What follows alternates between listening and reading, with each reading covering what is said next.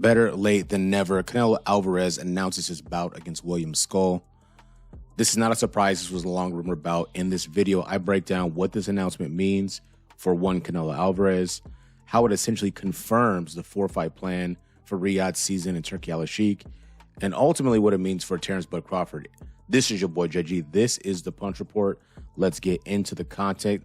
Please come in, like, subscribe, hit that bell icon to be notified when all the latest and greatest drops. Now, you take a look at the image to my right. It's Canelo Alvarez. He's holding his 4 belts when he was previously undisputed with the Ring Magazine belt, I might add. After stopping Caleb Plant, you see the money bags because as you look at the William Scull announcement, it gives a lot of weight and credence to the 4-fight plan that he has in place with Riyadh season in Turkey Al-Sheikh. And the money bags are there because this is a money grab. And I've mentioned this before.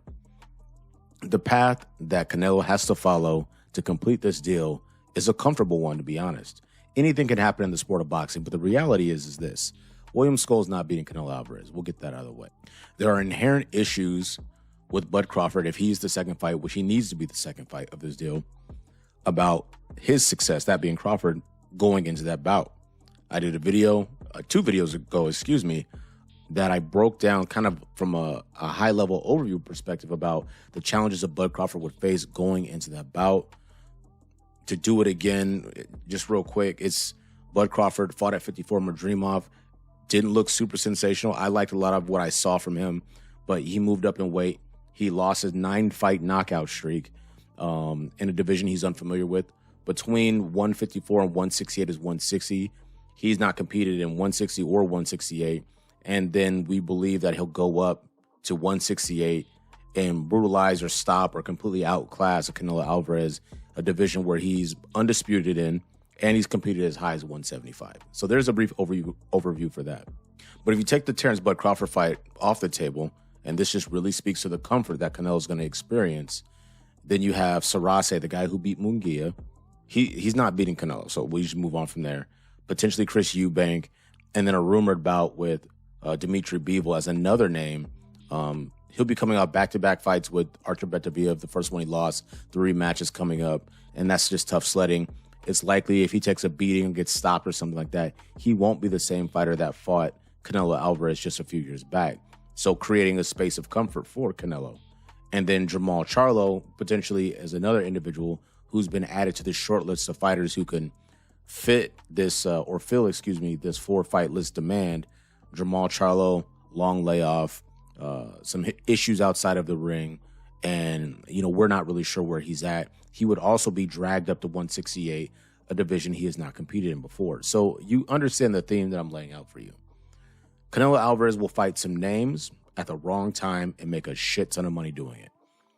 This is a money grab for him, and this is why it's so attractive, it's so lucrative for him. Because I get to make money, really kind of dictate the path in which I choose to go, ensure it's the path of least resistance. Even though Bud Crawford is undefeated, twice undisputed, 2 divisions, a multi-weight champion, he's not the favorite in that fight. And Canelo Alvarez has every right to feel comfortable going into that bout. Despite what Crawford fans or Crawford himself may say, Canelo will be favored no matter what the outcome is. So even with that being said, he's going to be comfortable moving forward into that bout. But he's going to make a lot of money, no matter what happens. And so for Turkey Al-Sheikh and Riyadh season, they were able to lure Canelo with the cash.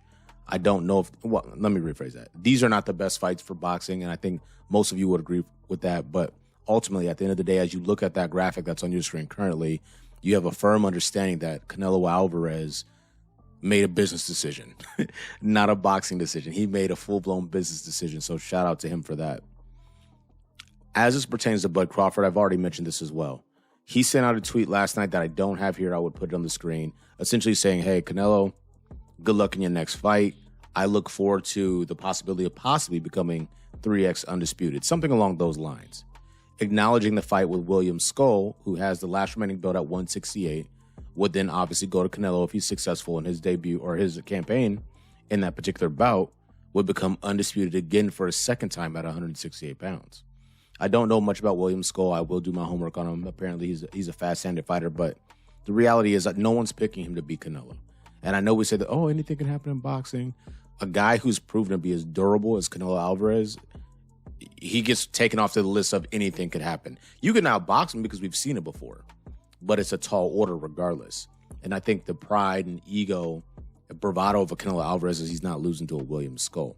But going back to Bud Crawford, he says to himself, good luck. I look forward to the opportunity of potentially becoming 3 times undisputed in men's boxing, 140, 147, and then way up to 168.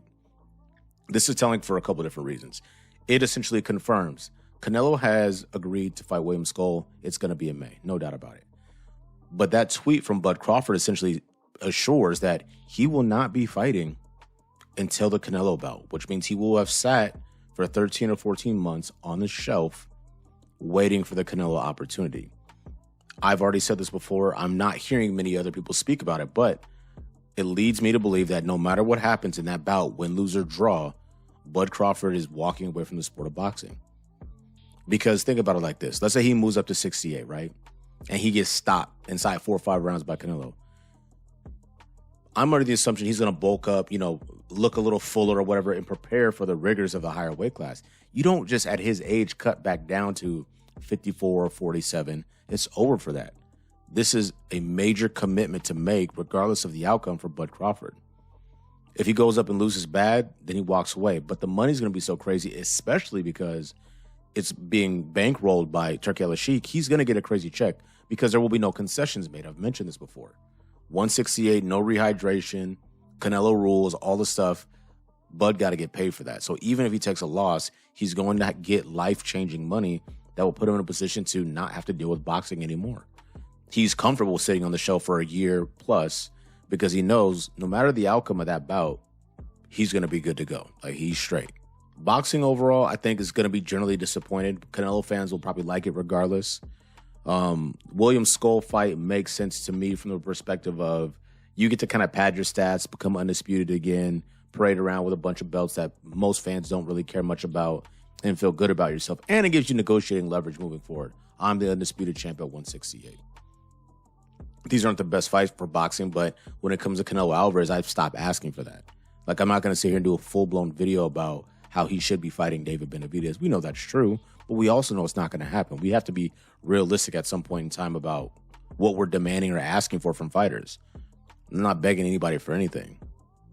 And lastly, I think, individuals making arguments for Jake Paul fights and the money it would have made, you got to be careful when you bring this position, because ultimately, if I say I want to see the best fights possible or imaginable, then I am thinking about David Benavidez. I'm never thinking about Jake Paul.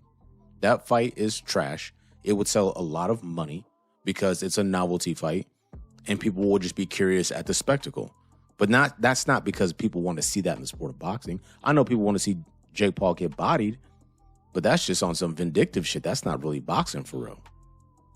Canelo Alvarez is ridiculously consistent in his approach since he's came off, HBO and Mayweather undercards about fighting a little bit dangerous here and there, having some risky, situations and scenarios pop up, making a bunch of money because he has a country behind him and he's marketable in America. English-speaking Canelo is like the most hilarious dude of all times.